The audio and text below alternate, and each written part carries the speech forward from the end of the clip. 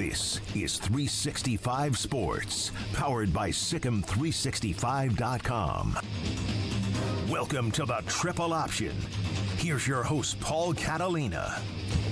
Welcome in alongside Royden Ogletree on Tuesdays. And Royden, there's some potentially huge news out of North Carolina today about the greatest NFL coach of all time. Possibly taking their job. Possibly the greatest coach of all time? Yeah. You want to go that route? Yeah. Yeah, maybe. I mean, like, I don't know how you would quantify that, but I mean, everybody wants to go to the NFL. If Nick Saban could have held his water in the NFL, he'd still be in the NFL, but yeah, he didn't. Well, and look, I think sometimes I don't think Nick Saban doesn't get the fairest of shakes About his Dolphins tenure? about the Dolphins tenure, because ownership is the most important thing in the NFL. It's more important than the coach and the quarterback, because without good ownership, the coach and the quarterback don't happen. Right. You need owners that want to spend money and get out of the way, really. Yeah, you need owners that have vision for what they want, and yeah, get out of the way. Or how can I help make this happen? That agree with your vision. You need alignment of ownership, GM, coach. Like, you need that. Just like, and the way it is in college athletics is you need president, AD, coach, like in agreement. Like, this is the path. And so the Dolphins have terrible ownership. They haven't they have the longest. They have like a Cleveland Indians or a Seattle Mariners style like playoff streak going on. Cleveland Guardians rather, but going on where it's like, I think 21 years since they've won a playoff game. Yeah. So Nick said it wouldn't have mattered. Like, yeah, it just hasn't been good for whoever's gone in there, really. No, I mean, so do I think he would have figured it out eventually? Yes. Do I think his heart was ever truly in it? No. I think like once he got back there, he realized, no, I don't really like it. Miss Terry hated Miami. She's not like, that's part of it. Was when you move your wife to a place that she abjectly does not like. Yeah. Like, no matter how much you're making or whatever, like it wasn't her. Like, she's a college town lady. She's the college town lady. Miami is not a college town. Coral Gables, where Miami is barely a college town, and is only a college town because there's a college in it. But if you they stuck it right in the middle. Yeah, just like right there. Miami is not a college town. There's nothing college towny about Miami. Yeah, there's realtors in Austin that said she was the college town queen. Also, here's the thing. Austin, not a college town. Like, it's got a college area, but not a college town anymore. Not anymore. No, it's Silicon Valley of the South. Yeah. Manhattan, Kansas is a college town. Athens, Georgia is a college town. Ames, Iowa. Ames, Iowa is a college town. Like, those are college towns. Yeah. Now, universities and college, that's just talking about where you live and what you like, right? Like, to me, again, it doesn't really matter where a place is. If you have that spine of somebody, of president, AD, whatever, like, the city where it is doesn't matter. If you have good leadership, then it doesn't matter. Like, well, why would anybody ever want to play football in Green Bay, Wisconsin? Well, they're a really Rel-1 organization. Because they got 100 owners. Yeah, but they've got a president. They've got, like, they have, generally throughout their history, they've had pretty solid alignment down that spine. The Dolphins never have. Look, I may want to go live in Vegas and play for the Raiders, but I do know this, that as long as Mark Davis owns that team, it's going to be chaos. Yeah. And up until about 2 months ago, like, you could ignore everything about Jerry Jones, like, in the world, because everything was set up so well, but now he's lost his grip as the owner. The house of cards is kind of coming down a little bit. That's the thing, is like, he was always a terrible GM and an amazing owner. Now I don't think he's that good of an owner. Like, the two sides themselves are finally fighting with each other. Right. Like, as where before they were like, good job, Jerry GM. Great job, Jerry owner. Thanks for your support. High five. And now it's like, you know what, Jerry GM, you're messing up. And he's like, you know what, you shut up. And then he realizes, I'm just talking to myself. So that's affirmations in the mirror every morning. And by the way, quick sidebar.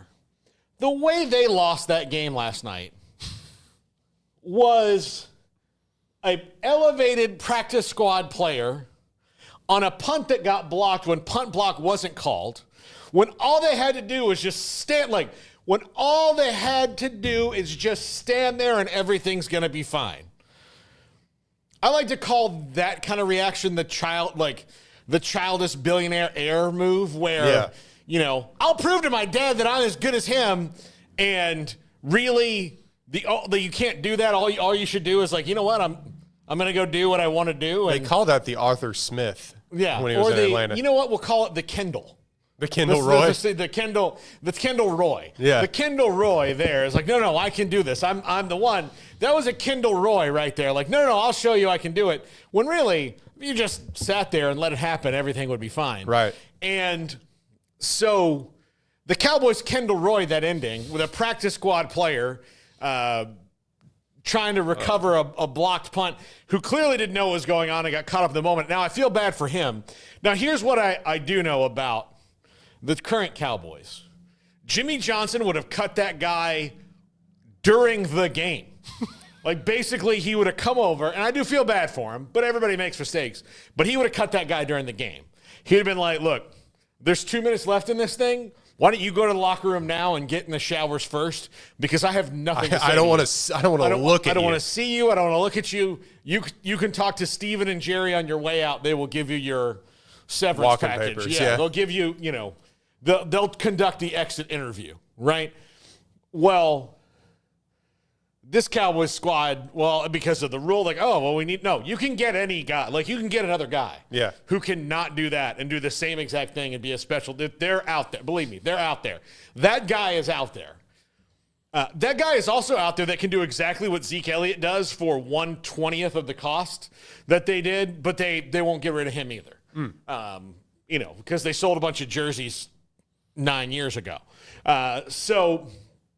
But the way that game ended was the most Cowboys thing ever. Yeah, and then you throw like a something short of the sticks, and he spins out of it and sprints for a touchdown with a minute left.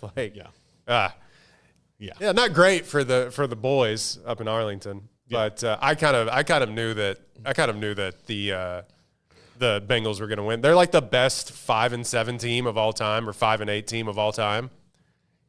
Still probably won't make the playoffs, and Joe Burrow is going to be like the best passer in the NFL.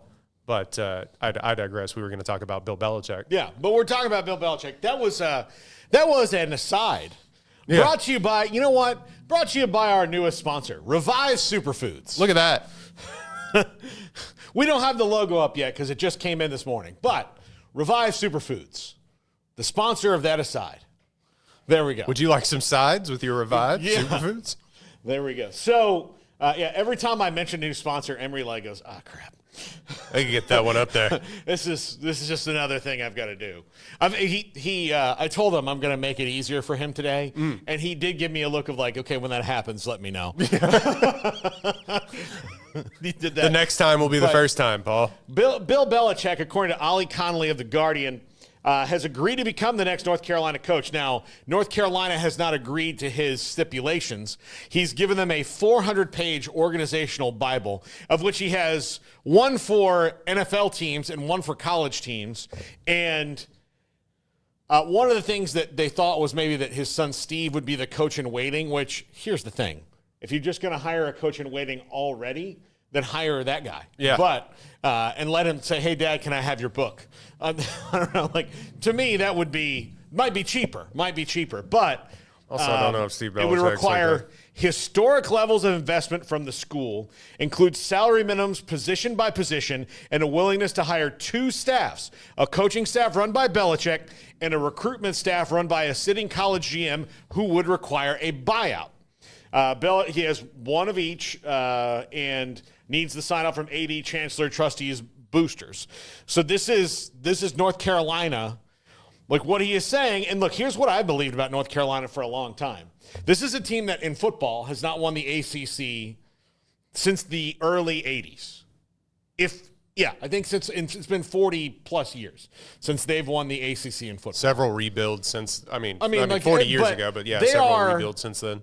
They are to say that they're the Texas A&M of the ACC is insulting to Texas A&M because Texas A&M has competed for and won conference titles.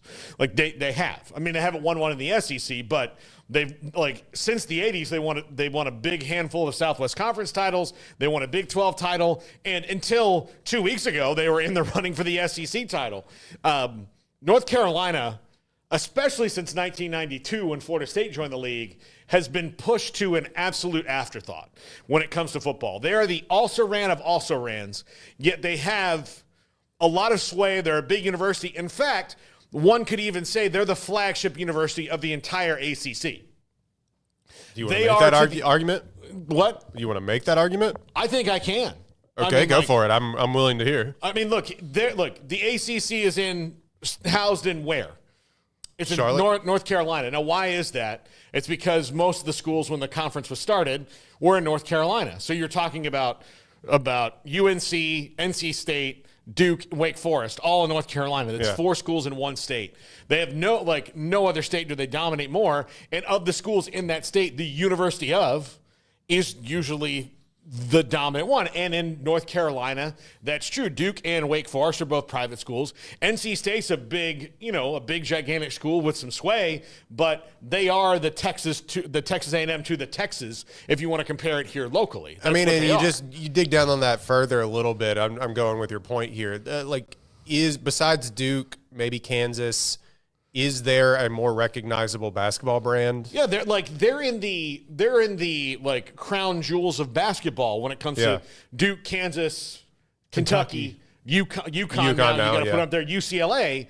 Those are if you were going to the Infinity Stones of college basketball, they're one of the Infinity Stones. Exactly. Right? They are definitely one of those things. So, but in football, you want to go down to the Marvel Universe, they wouldn't even get a show.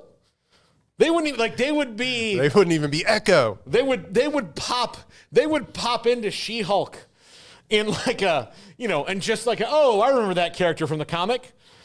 It's like how they were teasing Daredevil. Well, Daredevil would be even because he got 3 seasons of a different Netflix show, but it's like Daredevil coming in. You're like, I remember. No, it's even who is a character on She-Hulk that popped in from the comics where you're like, oh, this guy, the guy who couldn't die, right? Yeah. That's how they brought Rampage back or whatever. Yeah, or not Rampage. What was his name?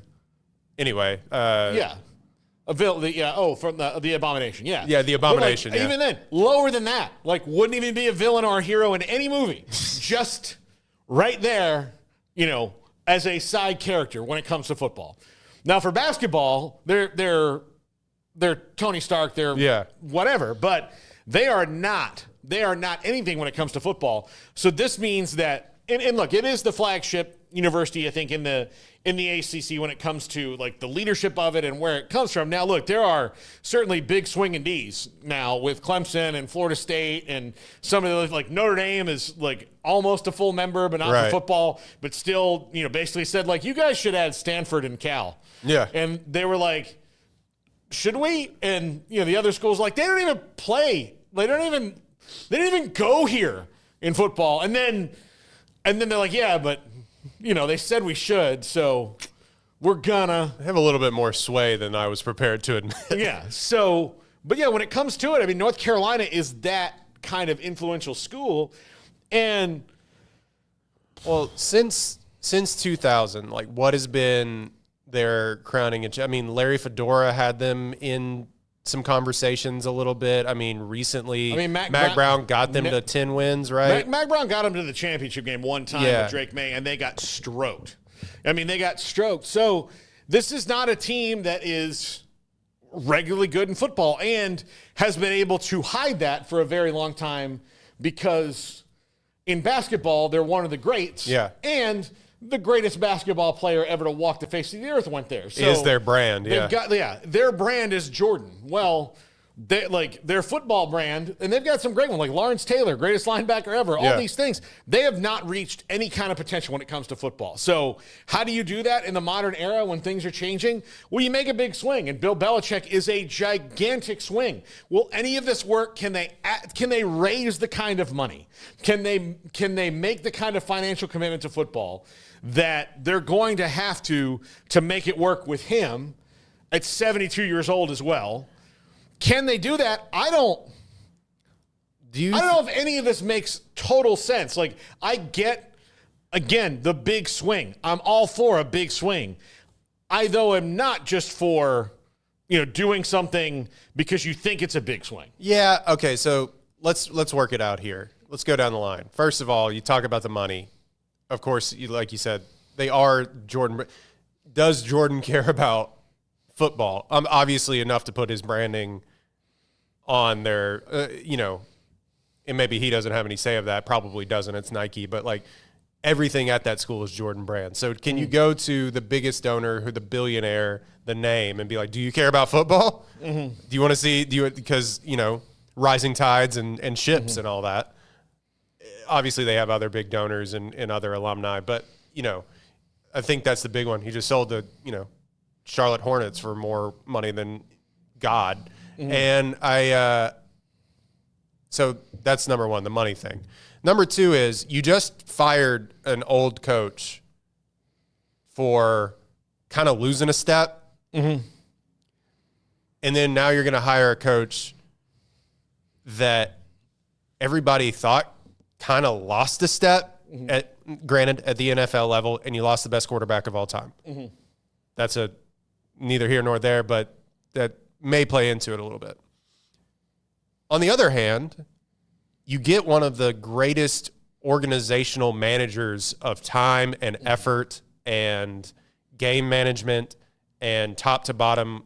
Now, at the end there, he was really bad at drafting, so that's kind of why they tanked a little bit. Because part of the other thing he did was the buck stopped there for him with everything. Yeah. I mean, so everything had to be his idea, and I think that really hurt them. And then he was butting heads with the owner and stuff, and the owner wanted to start taking more credit for what had come of that franchise and the dynasty that they built and yada, yada, yada. And there's a little give and take. They seem to have buried the hatchet, him and Robert Kraft, a little bit, I guess, if you watch the Brady roast. But, about him wanting to take more credit, and then Kraft maybe not wanting to spend as much money, and Belichick also taking flyers on picks that he shouldn't have taken. But he still, at the end of the day, is one of the greatest, like, getting depth out of people that you would have never thought should even play in the NFL. Like, 6-round picks were, like, helping him win Super Bowls, all the time. Yeah. And so there's that on that hand. You bring in one of the greatest organizational managers of all time. Is he prepared to do that at the college level? Because I'll use this as an example. I recently saw an interview. It just randomly, now that I'm talking about it, randomly popped up on my YouTube feed. YouTube Shorts is a great thing. You should subscribe to the Triple Option to see more of our YouTube Shorts. But a YouTube short with LaShawn McCoy popped up, and he was talking about the years that Chip Kelly went from Oregon to being the head coach of the Eagles. And the Eagles had moderate success with Chip Kelly the first couple of years, and then it just bottomed out. And you know why it bottomed out? And LaShawn McCoy talked about this as much. The organizational stuff from college, where he had all the control, did not translate to talking to NFL players that much. And we talked about this with Ryan Day a little bit, but that transition for Chip Kelly did not work, where he was like, you do this when I say it, we monitor your sleep, we monitor your pee. Remember that story? Like, we monitor, like, everybody's going to take a bus from the hotel to the game, and LaShawn McCoy's like, I have a Maserati. I'm going to drive a Maserati to the game. Yeah. You know what I mean? You're not going to monitor my sleep. I'm 30 years old. Like, you don't have to do that. Where that seemed to have worked was for Belichick. I don't know if it was that in-depth but like the team, obviously you had Brady and Gronkowski and all these stars, Moss at a certain point, but it seems like he got the buy-in from the team to raise that organization to be something, and like nothing was bigger than the Patriots. Yeah. Even Tom Brady almost didn't transcend above the Patriots until those final years. Yeah. Especially in those first 3 years when he, for all intents and purposes, he wasn't the reason they were winning those Super Bowls. Really, it was that defense. So will that in-depth control maybe translate better down a level? It may, and I think it could. I don't know if he's prepared yet for how obviously he's saying he wants to buy in from from the top down of we got to have a certain set amount of money that's going to go to these players and yada, yada, yada. I don't know if he's prepared for the, hey, coach, I'm walking. Like, your star receiver at North Carolina that you've made into a star is like, actually, I'm going to just go down the road to Clemson now. I don't think he's prepared for that yet, personally. Maybe he is, but I would think, what do you mean we signed you to a contract? And I don't know if he's prepared that. And maybe you'll have people do this like his son Steve. Is the 72-year-old coach that is used to going into the same office every single day, yada, yada, yada, going to want to fly across the country on bye weeks to go recruit and, do all that stuff that is kind of a young man's game at this point? Who's to say? I don't know. Yeah. So, I don't know. I will tell you this. Here's, I've interviewed dozens of players who played for Belichick in Super Bowls. Dozens upon dozens. And they say the same thing. The reason that Belichick commands the respect of the players is, one, he treats you like an adult.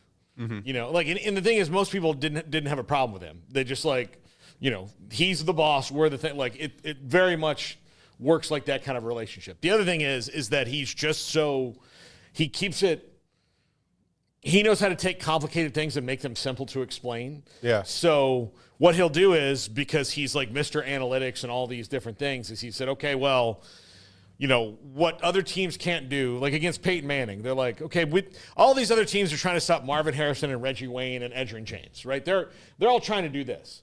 Well, really, we can do that, but those guys are only going to, you're not going to really stop them from handing the ball off to Edgerrin James because they're going to do that 25 times a game. So we have to do our best with that. But what we really need to do, and what will help us win this game, is on third down and medium, 85% of the time he throws the ball to Dallas Clark. So on third down and medium, we're going to take Dallas Clark away. So then even the most brilliant quarterback in the league, Peyton Manning, is out of his rhythm. Yeah. So then if we take away half the third downs they get, then that's going to take away 10 to 17 points that they normally get, and we're going to win this game. Yeah, so, just as a fan, I can tell you from watching the Texans blow games to them all the time when maybe they had better teams, and you kind of see this with the Chiefs right now too, where they're just winning tight games regardless because they're so well coached. It felt like on paper a couple of times that the Texans going into Foxborough or the Patriots coming down to Houston, where they had equal teams for the first time in maybe their histories, he said, okay, I'm just going to not let J.J. Watt beat me. Yeah. And J.J. Watt will admit he had the worst career games of his life against the Patriots.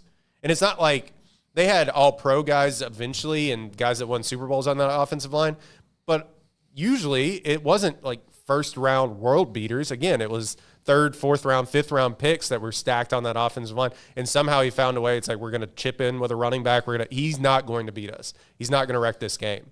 Mm. And yeah, they took the best pass rusher in the league out of the game, and they had no answer for the back end of the defense. So look, if you're North Carolina, you're ready to make this commitment, they could change the game. Now look, I do think that the way that recruiting has gone and the way that it is, it's way more professional now. You do need to take a lot of coaches out of the recruiting thing. But there is a special dynamic when it comes to college kids who are young kids who still need to have a connection with their position coach and things like that. So that's going to need to be finessed. Like, you can have a whole recruiting side and a coaching side and a GM's office and all that, but you still got to get in the living room and shake hands and kiss babies. In the NFL, I walk in and I hand them they hand me a contract. I've got a 3-year deal with the Buccaneers. I'm a tight end. This is my tight ends coach. And I more than likely came there because on my visit, I sat down with the tight ends coach, or I knew him from before, and I know that I like this guy.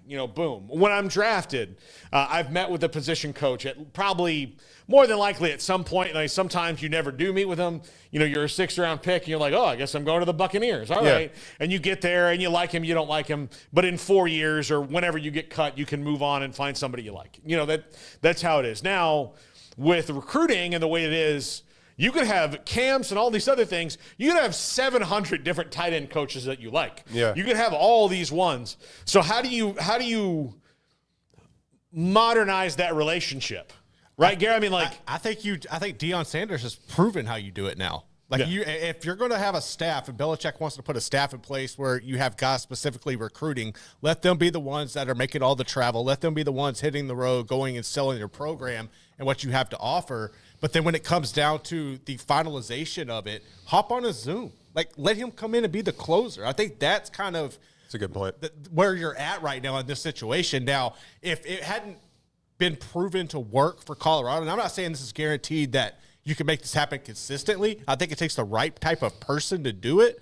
But if anybody else can make this work, I think it's Bill Belichick that can come in and just close it over a Zoom. You know, many people have said Bill Belichick and Deion Sanders equal parts charismatic. Yeah. Many people have said charisma kings, Bill Belichick at the top. Yeah. No, I mean, like, that's – but here's the deal. There are going to be people who go, oh, I'm going to go play for Bill Belichick. That's what I wanted to make that point, because if he – look, he has 8 Super Bowl rings. NFL developmental, because that's what Alabama was. Yep. Alabama is 9-3 this year because the guys who went there just because they knew they'd have a better shot at the NFL left because Kalen DeBoer can't promise them that. Now, is Kalen DeBoer a bad – no, Nick Saban is putting 12 guys in the league every year. Kalen DeBoer's like – hasn't done that yet, so now you can dissipate all that around because there's really only 2 coaches every year who are doing that, and it's whoever the 2 hottest coaches are. So right now it'd be Kirby Smart and look, Dan Lanning, maybe even Ryan Day to some regard, because they're throwing dudes in the NFL like nobody's business. Yeah, it's just they don't win the one game a year. Everybody needs them to win for their sanity. So yeah, I think it again. You can't say it will work or it won't work until it happens. And and the one thing I think is very interesting is this is not a Bill Belichick going back to college saying like, oh, I prefer this to the NFL grind. Like, I want to be around young people. It is him saying, well, this industry is maybe morphing towards more of what I understand. Right. And this is intriguing to me at the end of my career, instead of trying to go back in and look, trying to go back in and find another Tom Brady. The great thing about college football is, look, you draft a quarterback in the first round, you've got him for 4 or 5 years.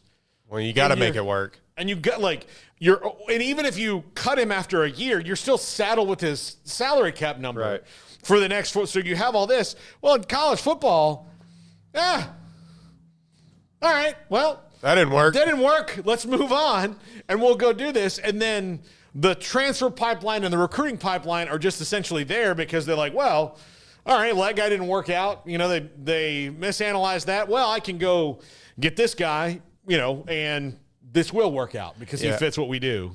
I'm interested to see if this is because he also just didn't get any looks at the NFL, which would be shocking. No, I think he did. I think, though, like, again, if I'm saying, all right, I won 6 Super Bowls with Tom Brady, right?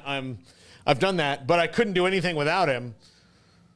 I do have to admit that in addition to the way that they worked and they really worked at it, that there was some stroke of luck that Tom Brady was available to him there. Yeah. That nobody else saw any of the potential that he did, and that everything worked. Look, if Drew Bledsoe never gets his spleen exploded in a game, when do we find out about it? Like, there is luck involved in anything, and I still think that, like, if Drew Bledsoe doesn't get hurt, they're still winning. Maybe they don't win 6, but, like, they're still winning 3 Super Bowls or something. They might have won it, Yeah. But, again, Drew Bledsoe gets hurt. Like, all these things happen after that.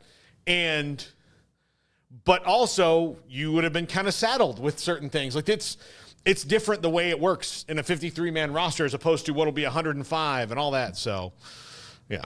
Yeah, I mean, look, he has 6 Super Bowls that he was a head coach, 2 as a defensive coordinator. People like to forget that with the Giants. He has a Super Bowl ring almost for every finger. You go and you wear one of those bad boys into a living room, there's going to be kids that are like, yeah, okay, thanks. That would be great. I'd like to play for that guy. Again, we've said on this program that a lot of coaches are the CEOs of their program, and sometimes guys aren't prepared to handle all of that. if anybody's ready to do it, it's probably Bill Belichick. Yeah. I go back and forth because I'm like, yeah, he's old. It flamed out in the NFL, which is where everybody's trying to get. Saban was what? In his 50s? Late 40s when he took the Alabama job? 50s probably? So he had time to build it up and then became the greatest college football head coach of all time. Yeah. How long are they giving Belichick? As long as he probably wants. I mean, So What, he's going to be 82? We haven't won the national championship yet, but we're getting there with 82-year-old Bill Belichick. Mm-hmm. I'm not trying to besmirch him, but I'm just saying there comes a time in all of these coaches' lives, whether they want to admit it or not, and I'd be interested to see because they're great friends, him and Saban. They made that whole documentary together on ESPN. Saban got out because he was not prepared to handle what college football became. He said as much, right? Mm-hmm. He just said he's tired of it. Maybe Belichick, because he's used to contracts and negotiations and all that stuff, maybe he's more prepared than Saban was coming down a level. I don't know. I just think that the greatest football coach of all time got too old and too worn out with how football was going. He probably still could have done it. I'm not saying that Saban could have had this Alabama team right in that playoff again this year. Yeah. But one of his good friends, the other greatest coach of all time, was like, no thanks. This is too much. Yeah. I'm out. I don't want to keep doing this. I don't want to keep worrying about the transfer portal. I don't want to have to worry about, what our schedule is going to look like. I don't have to worry about fighting and campaigning to get into the 12-team playoff. I don't want to have to worry about conference realignments. I don't want to have to worry about all of it, the gauntlet. Is Bill Belichick ready? It's stupid of me to say, is the 6-time winning Super Bowl winning head coach ready for college football? But is he ready to take North Carolina to that precipice? And is North Carolina really ready for what he's asking for? Yeah. Like, that's the big thing is, here's how I think I can do it. And this is why I also think that there's a great chance that North Carolina says no. That'd be crazy. Like, that would be like, okay, look, we understand this is, but we're not to this point yet. Right. Like, you're asking for seismic changes in the way that business is done. And while we agree that a lot of that has to be done, we still have a lot of questions in front of us as to what is going on. And a lot of this has to do with private equity, Congress, like the settlement, like all lawsuits, all this stuff. They can go ahead and say and settle this stuff up and then but still not have the allocated resources yet. And it's going to take a massive amount of fundraising in a pretty short amount of time to make Bill Belichick relevant in the ACC quickly. But you don't think that gives a little bit of like a kick in the pants to boosters? Or, hey, we got the guy, Well, I think that's what they're trying to do. But again, this might be the thing is like, look, I would love to be the coach, but here are my conditions. We're good on a salary number, but I need this is my budget. That's where they could be like, I just don't know if we can make this happen. So, like, this story either sounds to me like Belichick is about to be the UNC head coach, or they set up a situation where UNC can go, hey, we tried this really different idea, and really we're going to go hire Jamie Chadwell now because that's the guy we should have hired in the first place. But we kicked the tires. Well, we did. Listen, we tried to get Belichick. We tried to do this. Although I would feel bad for Jamie Chadwell, anybody who got that job afterwards, because if they struggle, they'll be like, well, Belichick wouldn't be struggling. Right. Well, he might be. You don't know. Yeah. Like, look, you've seen Steve Belichick's haircut. You think you just walk into a room and recruit? No. You've seen how he mouth breathes on camera. Yeah. There's no offense to Steve Belichick, but you see every cutaway of Steve Belichick is him on camera. Yeah. Oh, I can't believe they blocked that punt. You're like, oh, brother. Yeah. You're the heir apparent? Yeah. Okay. Now, look, it is a pretty brilliant strategy to go back to college when you're dating a girl who just got out of college. Oh. So that in case that doesn't work out, you are, you're in the right, region to like do it again. You're talking about Big Bill. Yeah, Big Bill. Bill. Yeah, I forgot about His Instagram or her Instagram is wild because it's like, here I am with my dad, but it's actually her boyfriend. Yeah.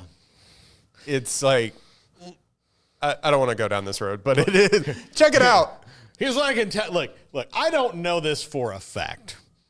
And if I'm wrong, I will apologize. But the fact that her Instagram probably doesn't have a lot of pictures of her and her dad is why she's dating Bill Belichick. Bingo.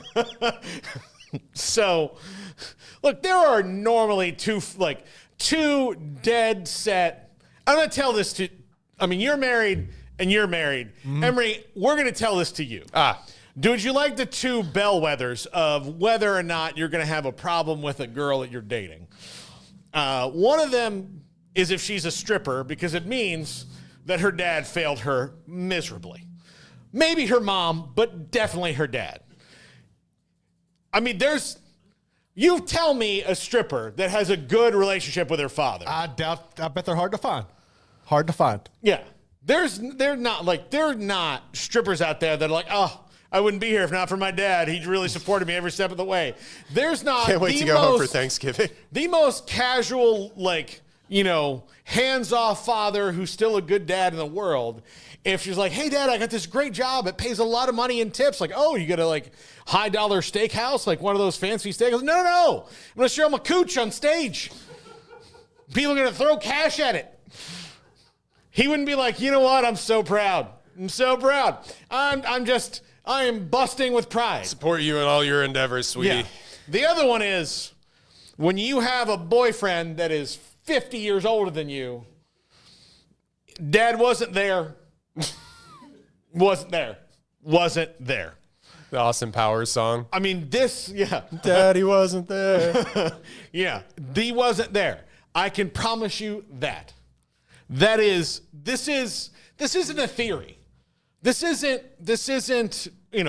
proven out. The fossils. Books have been written. Yeah, the fossils have been found. All right, we know that there were T-Rexes. All right, this is what the story is. Right now, I'm telling you, those two things. If you want to flesh out for sure daddy issues, way older boyfriend or stripper. I think the University of North Carolina is like, what's going on, guy? Yeah. And here's the thing. They're so desperate to win in football. They're like, well, whatever. Congratulations. Yeah. Tony Randall had a very young wife and had kids well into his 70s. And he's a beloved American actor and comedian. So we shouldn't judge. Didn't both Pacino and De Niro just have kids? Yeah. Oh no. Yeah. Anyway, so Bill. Yeah. So you want organizational control? Yes, I do. Yeah. Okay. Who's going to be your offensive coordinator? That'll be Matt Patricia. The defensive coordinator. That'll be Steve-O. No, your defensive coordinator, Matt Patricia, is going to be your offensive coordinator. Oh, yeah. Yeah. That's what happened there. Yeah. Bill, we're not going to do this again. Well, do you want me or not? That's my thing. Is he going to bring Josh McDaniels down with him? Or not Josh McDaniels. Yeah. Was it Josh McDaniels? Yeah, McDaniels. Josh McDaniels. Steve Belichick, Matt Patricia. They probably running it back. Yeah. Billy O's up in Boston College. Maybe you can get him down there. Yeah. Maybe so. When we come back, transfer portal madness going on right now. It's my favorite time of year, guys. I'm gonna vent about the Florida State quarterback situation here in a sec. Oh, good. I need. This is my forum to vent about it. And again, this is all without knowing complete things here, but I'm just. That's how I feel about that. So, and again, I don't know broad strokes. I just think that maybe we need to take some bigger swings here. This is 365 Sports in the Triple Option. Another day, another blank page. I just can't seem to write anything good for my blog. I felt the same until I found BlogFi.ai. It's like a content wizard that turns any media into a polished blog post. Ever thought your podcast could be read by people in Italy or Japan? BlogFi makes it happen. Not just translations, Jamie. You can choose from 8+ tones to match your style.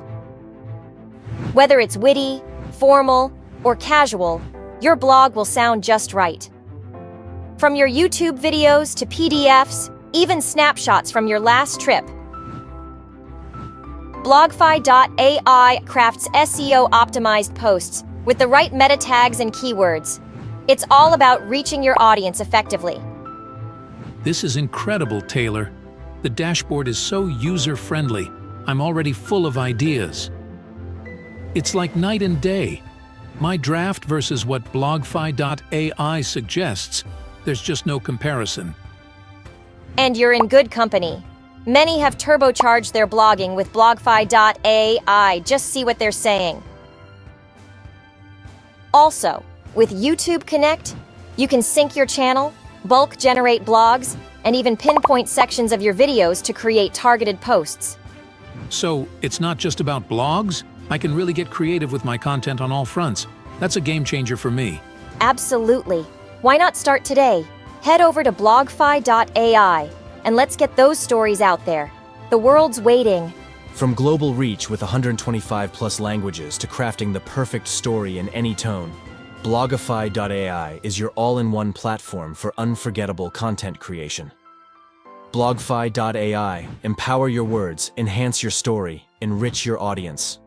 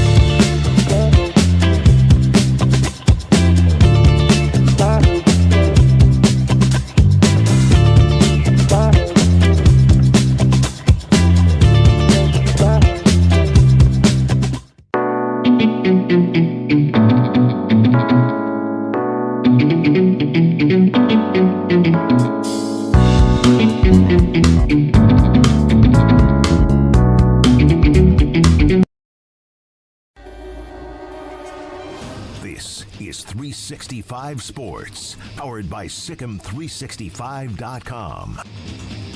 Welcome to the Triple Option. Here's your host, Paul Catalina. Welcome back. Paul Catalina, Royden, Ogletree, and before we, get into, some... Your Waterloo is Oh, wow. spewing. That's not good. Hey, Ember, can you grab me we don't have paper towels. Can you grab me a towel here? It was frozen. Oh, That was what happened, and part of it defrosted very fast, so. 2 sips. welcome to 365 Sports, where Where things happen. things happen. Come, James. Drinks explode. It's nice to have a butler.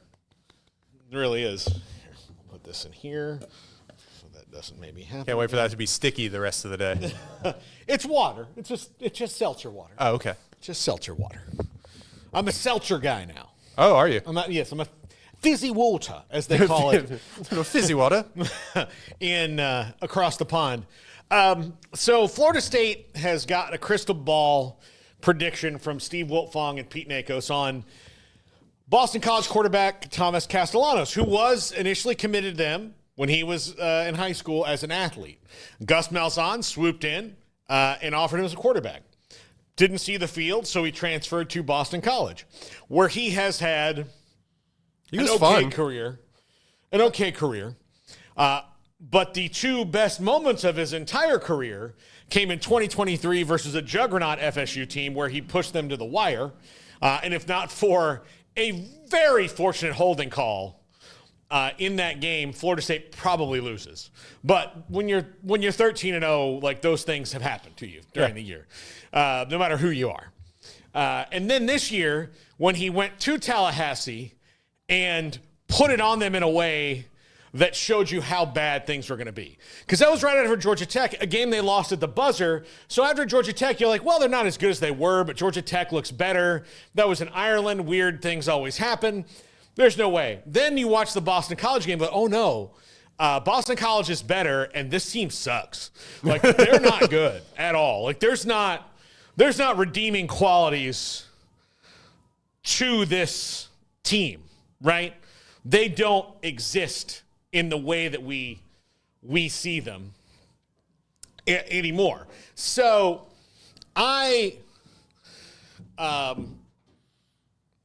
did he get hurt this year? He got injured, and then he got replaced, and then he decided he was going to transfer, and he basically, I don't know if it was to preserve a year, but he left the team. Okay. Towards the end of the year. Because I remember his 2023 season, like you were saying, where he had 2,000. I just looked it up, and I remember, man, he was like running around a lot. He had 1,000 yards rushing and 13. Like he's I find him to be a really good player, especially for what Boston College has going on. But anyway. Yeah. So but he's coming there. And look, he knows, like, he's familiar with that kind of offense. He's got a lot of skills. Mike Norvell and Gus Malzahn both clearly liked him at a certain point. And look, they need a bridge quarterback. But basically now they're going to have to get at least 2 quarterbacks out of the portal. So I do believe there will be a competition because the guy who started the last few games this year for them, and I think Brock Glenn will eventually leave, or they need to make him leave because he's just not playing at the level where he needs to be. He needs to be at a different place. It's not about his attitude or anything, but Luke Kromenhoek, who is their quarterback and a 4-star recruit and a big-time Elite 11 guy, is also now officially in the portal. And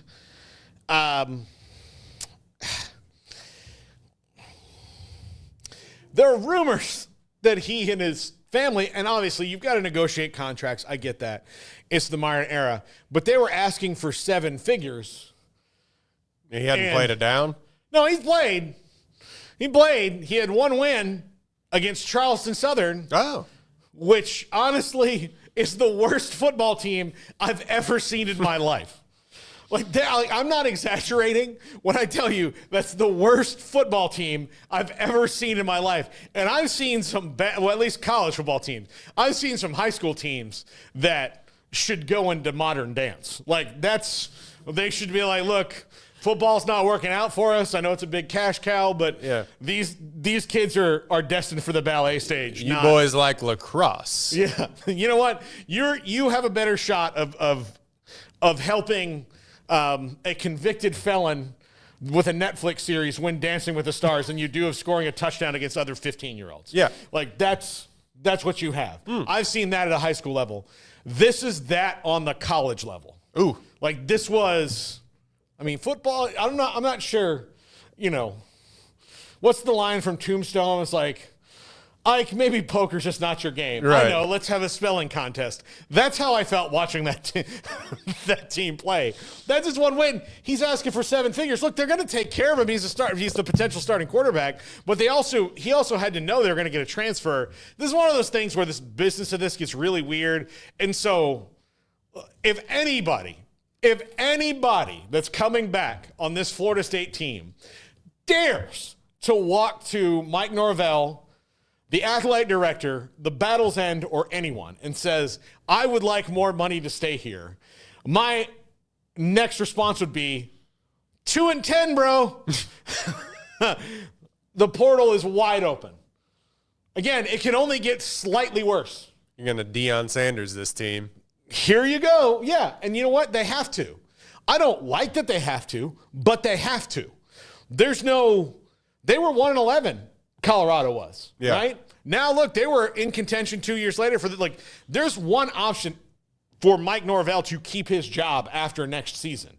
And that is for all of this to work and for them to reload on the portal. So anybody who wants to leave or feels like they're not being taken care of, 2-10. But what is success defined as for y'all next year? Is it? I would say 7-5 is probably because they're the baseline. Like we've seen, unless you're ready to go and you bring in a dozen transfers who are ready to compete right away. The thing that we've seen is that the best it feels like that you can do if you're trying to rebuild from the studs or you've torn it down to the studs is is that 7-5, 8-4 threshold. To me, it feels like if you are where you say they are. Mm-hmm. So I don't know. Are they in the position? They're not in the position to negotiate, but I just think that are they in the position to let talent walk? What talent? That's fair. I mean, the thing I would say is like, look, you need me. Do I? Do I really? I mean, I don't really feel like I do.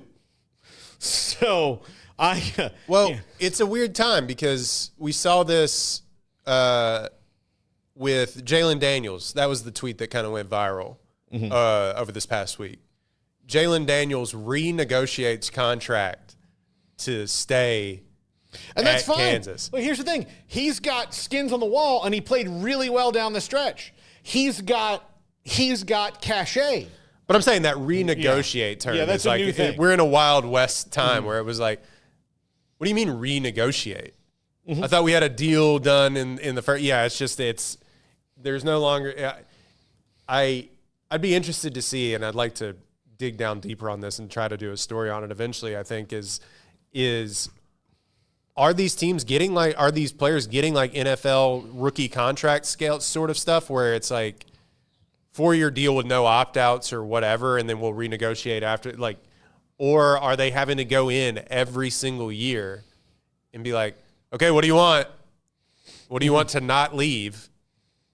And I feel like that's what's happening more so than the sort of baseline 4-year deal. We're not going to renegotiate after that. So we're getting into a weird territory where, hey, I had 6 good weeks. We're going to have to renegotiate this whole thing.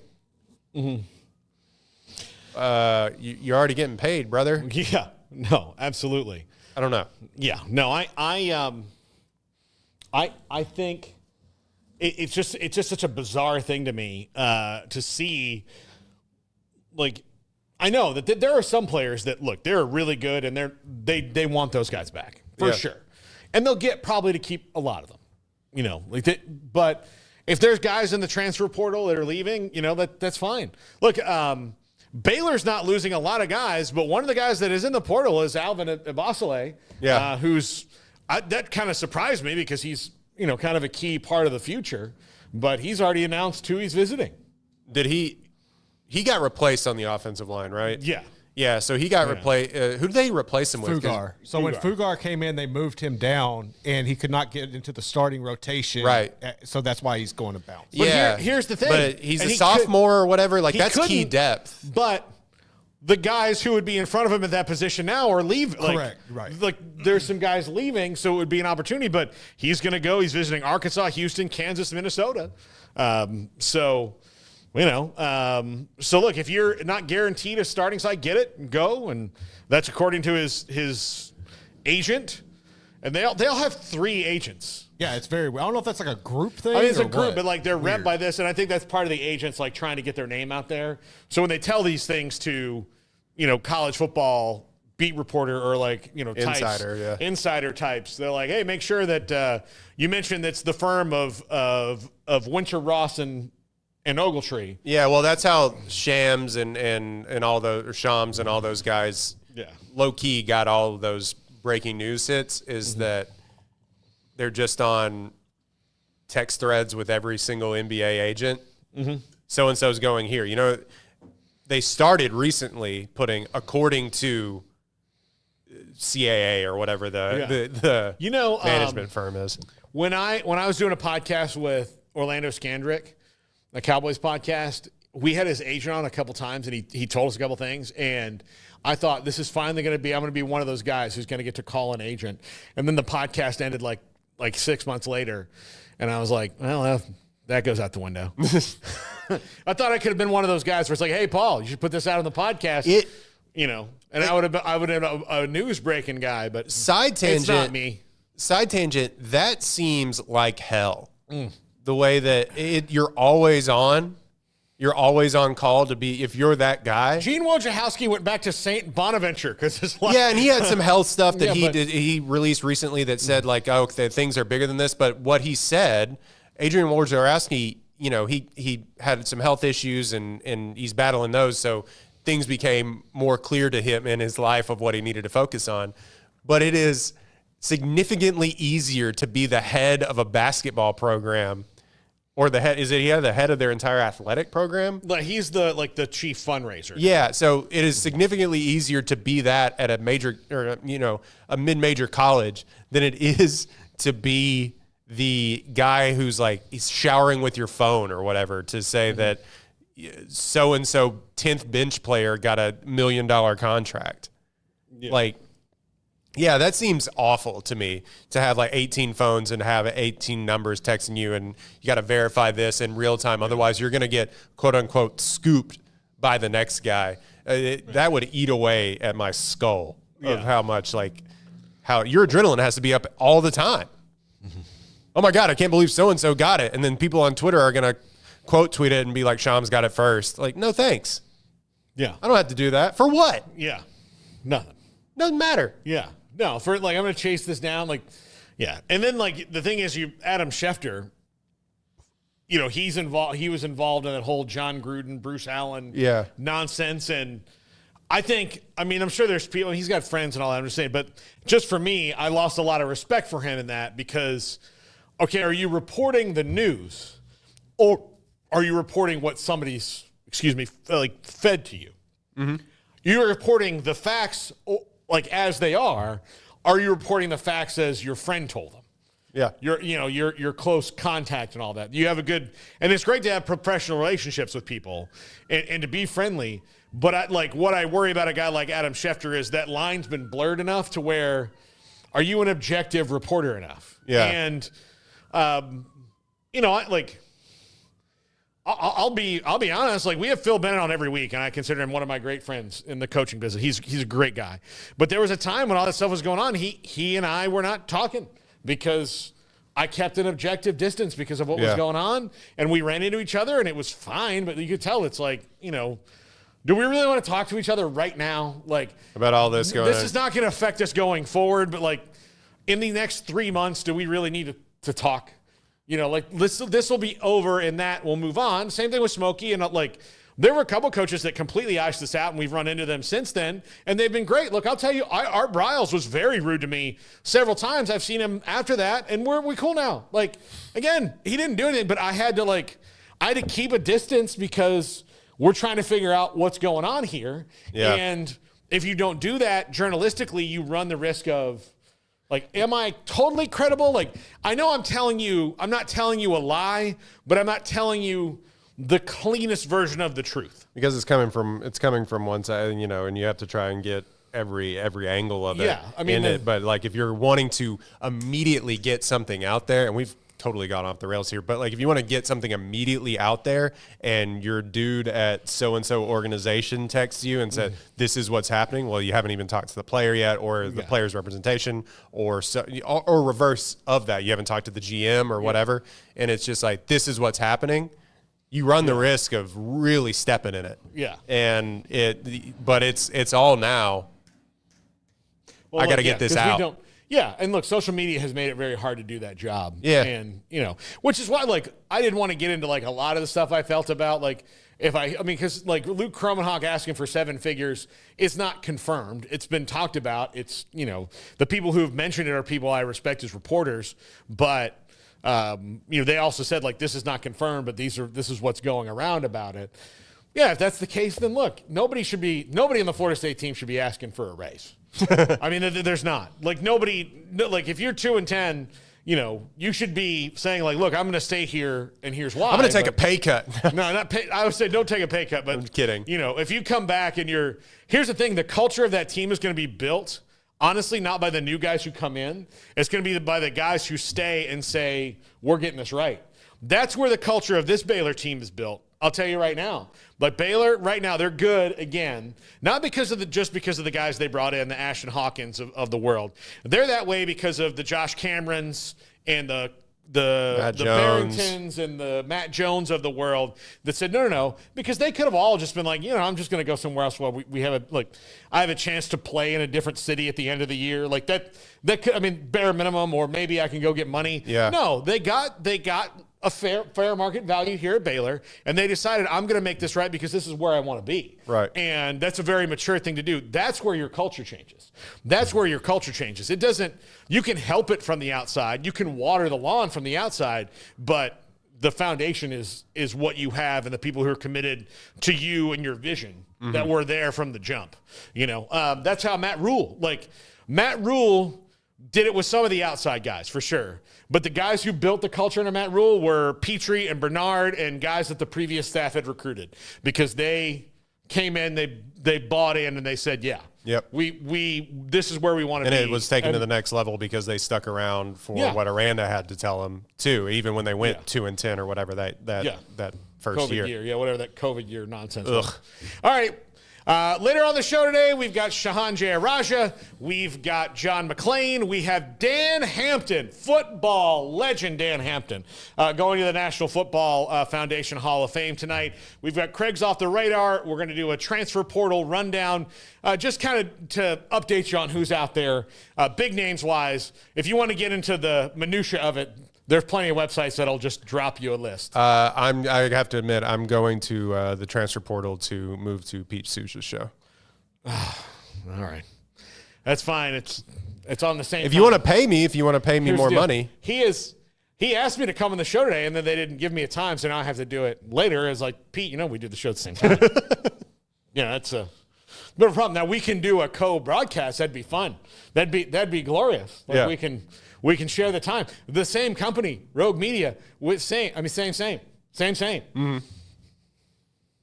Again, talk to my agent. We'll have to increase. I'm looking at 7 figures.